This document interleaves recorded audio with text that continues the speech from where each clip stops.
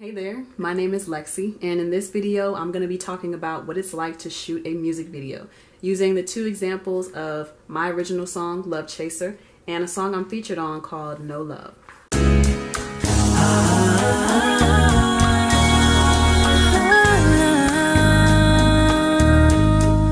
Before ever getting to the music video portion, like the actual filming part of doing a music video, you have to go through an entire preparation to make sure that you have your storyline set, to make sure you have your looks and your outfits, your talent, your crew. You got to make sure all of that is set up. So storyline, or what you want to see, scout locations, get dates together, getting your looks together. So I'm going to use the example of my video, Love Chaser.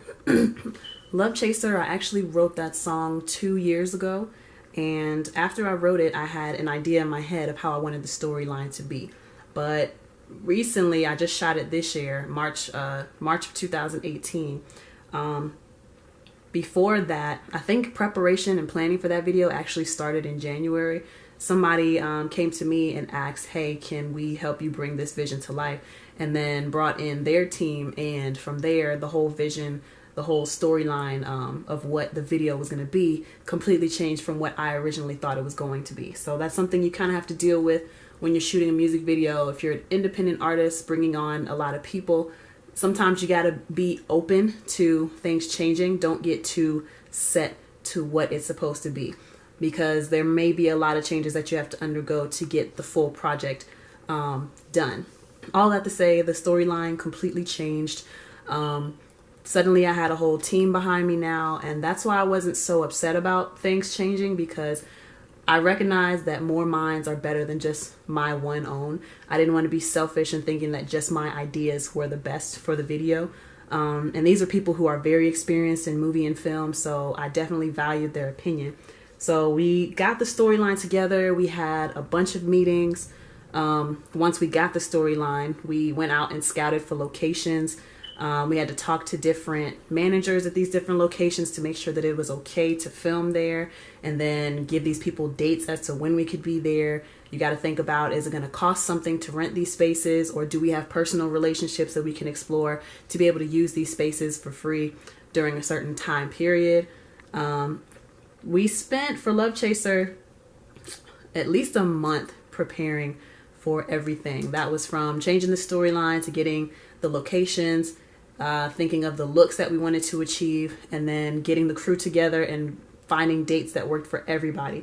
That took about a month and a half, because I think we started the preparation late January, early February, and then filmed everything mid to late March. So in the case of No Love, it's not, I wouldn't consider it my song, even though I am featured in it. Somebody else came to me and said, hey, can you be a part of this song with me? So originally, I just started out with writing the hook, and then I had the hook and the bridge, and then I had the hook, the bridge, and a verse. So when it comes to songs that I'm featured in, the preparation is a little bit different, because I don't feel like I have complete control over it. Again, I realize that my ideas are not the best ideas in the world by themselves. It's always better when more input is put into a video. But when it comes to me featuring on someone else's song, I look for the other person to come with their vision already, and I just want to make sure that I'm complementing whatever vision they come up with. So with that one, we didn't talk much about the storyline. It's really easy to have a storyline for that song, because same thing with Love Chaser. They're both storytelling songs, and they're telling a real experience, so you can let the video just follow whatever the lyrics are saying. But for No Love, there wasn't much talk about the storyline or what exactly we wanted to see. I left all of that up to Hooks, because it's his song and I was just featured on it. I was just there to support whatever he wanted. The locations were decided for me. Pretty much the only thing that I was told was what color scheme we need to work with as far as the outfits and the makeup, and we had to agree on the dates that worked best for me. We weren't going to shoot it here in Atlanta, so I had to fly up to Jersey, and that's where the video was going to be shot. So really not much planning from me came for that video. So now, the day of the shoot when you are shooting a music video. So, and it's a good example that I have with the comparison between No Love and Love Chaser. With Love Chaser, everything was planned out to a T, and we basically followed set instructions, set plans, set goals that we had lined up in that whole month and a half of planning. For No Love, it wasn't quite planned out so much. We finished the song and then like a month later decided let's go ahead and shoot the video and work with basically whatever we have on that. And it was a beautiful experience for both things. I can tell you the positives of both situations. But so everything could be planned out to the T, or things could change really quick. Again, you just got to keep that open mind that everything that you planned may not necessarily work out. So you have to be able to be flexible, especially when it comes to the locations. But I'll get into that later. You got to wait for everybody to show before you can start. Everyone was on time for Love Chaser when we did our 8 a.m. start. For No Love, everything ran behind quite a bit, but you know, we made it work as we had it. So let's see. While you're shooting, you got to understand what you're doing for each scene. So the beautiful thing about Love Chaser is that we already had a storyline nicely planned out, and everyone on the team very much understood what we were trying to accomplish. So it was beautiful in that everyone knew what we were doing and we can run kind of smoothly based off of that common idea. With No Love, I kind of had a general idea of what we were doing, but I was pretty much there along for the ride. So what was nice about Love Chaser is I knew exactly what I had to do. What was nice about No Love is kind of just going with the flow and being of support the best way that I could in any way that they needed me in any capacity. So you got to understand what you're going to do before you shoot the scene. You got to understand that you're probably going to do various angles, probably like 3 to 5 angles. You're going to be shooting those angles 3 times each. So be prepared to have a lot of repetition, doing things over and over again. And sometimes you have to do things the exact same way because you want to make sure that when you get the shot that you think you wanted, you want to do one more just for safety. And you know, you're going to have a lot of options when you're shooting these different angles, multiple repetitions. There's a lot of attention to detail that has to be taken into account if your video is planned out the way that Love Chaser was for me. In particular, when I'm talking about attention to detail, there's the diner scene where we had to keep resetting the scene every time we finished a shot. So things like how much juice are in the patrons' glasses, how much cereal did they eat, do we have to fill the bowl back up so we can return it back to the level it was at to make it look like we never ate anything or nothing was touched. We have to place the food back on the plate the way it was before I set it down on the table as a server. If drinks spilled, we had to make sure that we wiped the tables down because they can't appear to have looked like they were used in a previous shot, you know? So there's a lot of attention to detail. A lot of things have to be reset. The chairs have to be put back into a position to create a sense of continuity. For No Love, there were more so a lot of takes versus a lot of repeat recordings of one scene from different angles, especially for the performance shots. With both videos, Love Chaser and No Love, that's funny, Love Chaser and No Love, the titles, there was a lot of repetition for the performance scenes. Performance shot is basically you going through your entire song, mouthing all the words.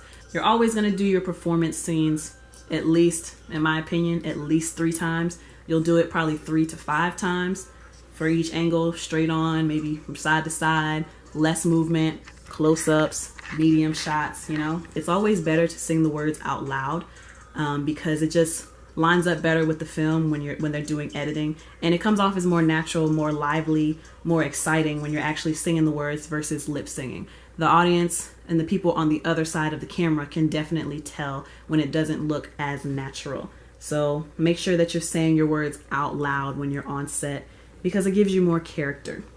On top of having an open mind, keeping in mind that things could change very rapidly at any moment, you also have to keep in mind that, again, you're not the only person. So there are going to be people everyone should understand the overall look of what the video is supposed to be like and how the emotions are supposed to be coming through the screen. So you're going to have a lot of people on set watching you, and especially the director and the camera person. They're going to be talking to you, trying to make sure that you are giving the performance that they want to see and the performance that is going to make the video its best.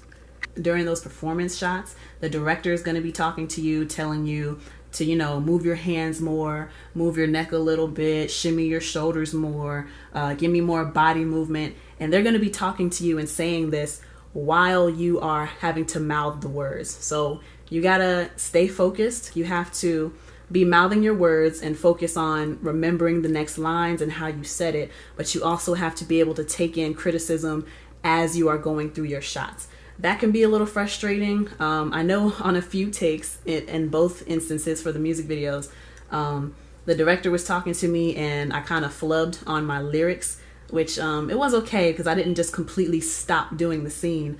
They can always cut those things out, but it got a little difficult when the director was telling me to do certain things and I'm having to remember the lyrics that I'm going to say next and also processing what the director is asking me to do for the next shots coming up. So you kind of have to have your mind be flexible as far as being able to see a few steps ahead to keep yourself on track when you're being directed.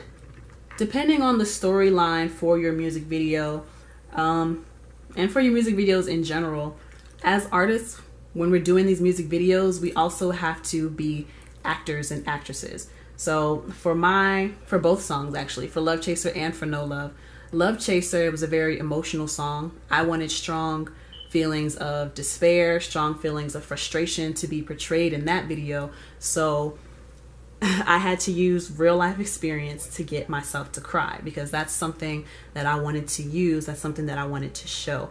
In No Love, it was more so acting out, like trying to portray to the audience that me and Hooks are like a couple in the video and we're genuinely arguing about something, because in the song we are going back and forth. So you have to be a good actor and you have to be able to portray those emotions to make it believable for the audience and for the people on the other side of the camera who are watching on the other side of the screen. Shooting a music video can be kind of awkward because, as I said, you got a whole team. Sometimes you're in these small spaces and everybody's eyes are on you, watching you to see if you're going to pull it off, essentially, or if you have to keep repeating things until things are done right. So it can be a little awkward when you have so many eyes on you. It can be a little stressful sometimes if you're not careful. It doesn't have to be stressful, but it can be, because especially in the case of, for me, in No Love, that video shoot, we were kind of in this small living room setting and it's just me and the camera, but I can still see people behind the camera watching.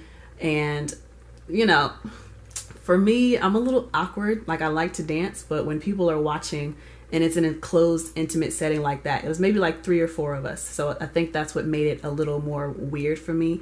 You kind of feel this pressure to perform, but at the same time, you're feeling kind of shy. Like, I don't know if what I'm doing is good enough. Luckily, you have a team behind you that's going to tell you, okay, that was good, but on this next take, do this. Or while you're doing your performance scenes, the director is telling you, yeah, come on, move your shoulders. Come on, use more hands, more head movement, more body movement. Get comfortable with it. So in that sense, it's nice to have people watching on the other side of the screen because they can see better than you can. You're in the action, so you don't really know how something is coming off on film until you get behind and see it for yourself. But it's nice to have a director and a team behind you telling you how things are coming off, because honestly, it takes a long time if after every shot you want to go back and review what you did. So you have to put your trust in these people that are watching you, that they're going to let you know what you need to do so that you're showing everything that you're supposed to, so y'all can get the shots and the emotions that you're going for. And it's very different from being on stage. That's the good part about it. So even though it can be a lot of pressure having all these people in the room with you in this small setting, there's comfort in being able to do it multiple times, multiple takes. Things can be pieced together. Whereas if you were on stage, you got one shot to get it right. If you don't get it right, you got to move on quickly because You can't just start the song over and over and over and over again until you get it right all the way through. You can't piece together a performance. That has to be on point in the moment. But for film, in a way, it's less pressure because you do have time to do those takes over and over again until you get it right. Remember how I said earlier in the video that you have to be flexible and keep an open mind, that sometimes things are going to shift very quickly and you have to adapt to that and be able to think of solutions as you go. You definitely want to keep that in mind if your video includes a lot of locations and if you haven't gotten all of those locations cleared. There were a few locations for Love Chaser where we kind of had to like get some shots really quickly and get the hell out of there because people were starting to look. People were wondering, what are you doing? Do you have a permit to film here? And even though we weren't inside these establishments, some people still get weird when they see a video camera coming out and it looks really professional and everyone's wondering what's going on. And sometimes, I don't know, I feel like for Love Chaser especially, I think they just wanted to get their cut of whatever we were shooting for. I don't know. I'm not going to say too much because I don't want to incriminate me or my crew. But there were a few locations where they were like, hey, you can't film here. And we're asking why, because it's in a public place, but some people just get weird about their locations being filmed, their businesses being filmed, their houses being filmed. Some people just get weird. So you have to, I would say, get some backups that are in close vicinity to each other. If you think that you're going to run into the problem of people changing their minds about the location that you want to use, or if you suddenly get kicked off of a location, have a backup so you can get all the shots that you need without, don't rely too much on one, I guess. If you're iffy about a location, make sure that you have some backups so it's not the end all be all. It didn't happen so much with No Love because we had rights to the location that we were at. It's just, again, people see the camera, they get a little weirded out. They want papers, they want money. I don't know. If your location falls through and you didn't have any backups, then you kind of have to find a new spot, or if you have a guaranteed location that you're using, you have to get creative with that one space. So that's what we had to do with No Love. Our studio location fell through. We didn't get a studio to record the performance shots in. So we were like, okay, look, this is what we're going to do. We have a few different rooms in this location. We're going to make each room in the location be a different kind of scene. And that's kind of how we played it. That was also nice because we had the luxury of not having to travel with all of the equipment. Versus Love Chaser, we had a lot of equipment. We had a lot of crew. You had to be mindful that it takes time to get to the locations. It takes time to set up. It takes time for the crew to get there. It takes time for everyone to get back in their positions where they're supposed to be. And so that's why the planning for Love Chaser was so important. And that's why it was great to have everybody on the same page, because there were so many moving parts to this whole production. But everything worked out for the most part. Despite getting kicked off of some locations, everything worked out. When you're doing like an itinerary for your shoots, you have to plan for outfit changes and location changes and how long it's going to take to set things up, how long it's going to take to break things down, how long it's going to take to drive to different locations.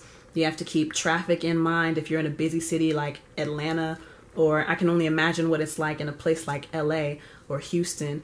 You have to keep in mind, what time are you transitioning from one location to the next? If you're leaving at a bad time, just be mindful that your crew and everybody else might get stuck in 2-hour traffic, and that's going to push things back quite a bit. You also have to keep in mind that people got to eat. You can't work 18, 20-hour days and not get your crew fed, not make sure that people at least have water or some fruits or some finger foods to keep everybody hydrated and energized for the day. Depending on what your video requires, it could be a really long day. I'd say you'll spend at least 6 to 8 hours shooting a video.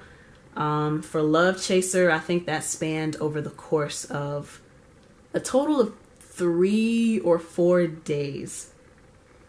Yeah, we shot most of the stuff in a weekend, and then we had to go back and get some other shots because some things didn't work out in our favor.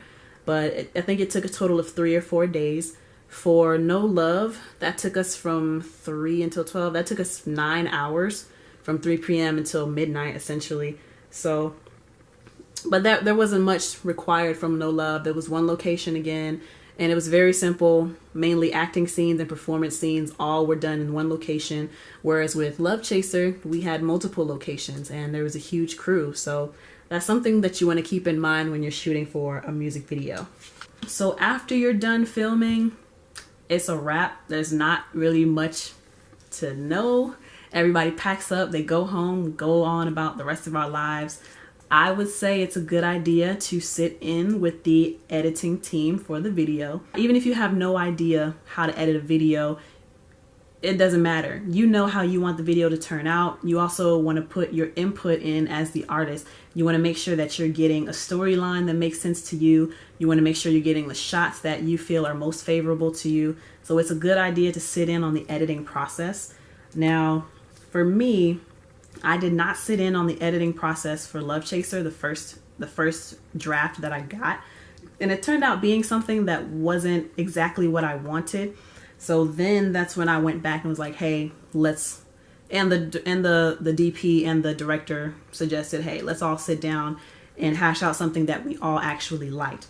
So that was my mistake. That's something that I should have done the first time, was sit down with the editors to make sure, you know, that everything was good. There was a few shots in the first edit that I didn't like, that I felt were unflattering to me, and then the video just felt really rushed. Whereas now, since we've been sitting together and working together to edit the whole thing, now everybody has a version that we're proud of, and it's closer to the original vision that we had, which is for Love Chaser to be kind of like a short film. With the video No Love, even though I was a part of the video, I'm not necessarily going to be too upset with whatever they come up with, because it's not really my song. Even though I'm in most of it, it's not really my song. But I imagine I would have to go back up to Jersey to do the whole editing process. I would have to go up for another weekend. If he wanted me to come back up, I'd definitely do it. But, you know, I'm not going to be too worried about the editing process for that. I'll leave that to him to get all the shots that he thinks will be great for himself as well as for me. So, yeah. In the case of No Love, I really just have to trust that they're going to do what looks the best and what is the best for the song, for the video. So overall, the piece of advice that I want to stick with you when it comes to shooting a music video is to always keep an open mind. Remember to be flexible and be adaptable. Adaptable? Yeah, be adaptable. Things are not always going to go as you planned. So always be able to adapt quickly to things not going your way, and just keep a positive mindset about how the entire process is going so you can enjoy the process. That's it for this topic. I want to thank you so much for tuning in. If you like what you heard and you want to hear more content like this, please give me a big thumbs up. Also hit the subscribe button and hit the little notification bell to be notified each and every time I post a new video. If you have any comments, questions, or concerns, if you want to ask something, you know, you want me to make a new video on a topic that you suggest, you can always leave it in the comment section down below, or you can email me at info@lexcatl.com. But again, thank you for tuning in. Until next time, peace. Things that affect the vocal cords, having a bad diet will affect your vocal cords, because certain foods will cause you to be dehydrated or give you an overproduction of mucus. Certain drinks, the temperature of drinks can affect how comfortable the muscles in your throat are. So some foods to avoid would be